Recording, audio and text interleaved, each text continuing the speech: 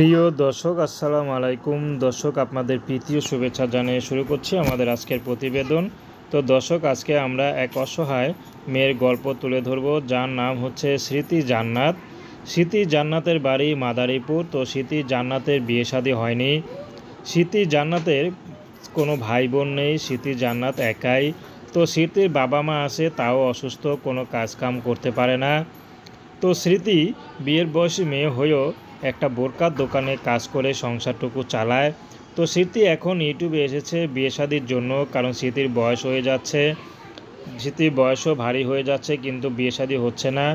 আর বিয়ে শাদী অনেকে করতে আসলে অনেক টাকা যৌতুক চায়। তো স্মৃতি এখন কি করবে, দিশেহারা হয়ে পড়েছে। একদিকে বাবা মা, একদিকে নিজের ভবিষ্যৎ।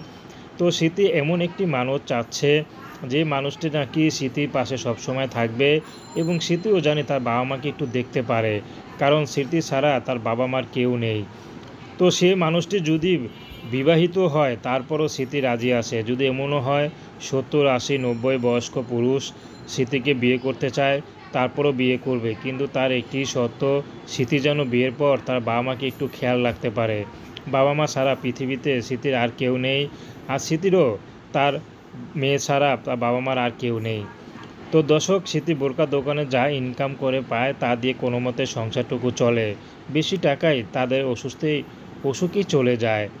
তো এই ছিল স্মৃতির জীবনের সংক্ষিপ্ত জীবন কাহিনী। তো প্রেম, ভালোবাসা, সাহায্য, সহযোগিতা, বিয়ে শাদী করা একান্ত আপনাদের ব্যক্তিগত ব্যাপার।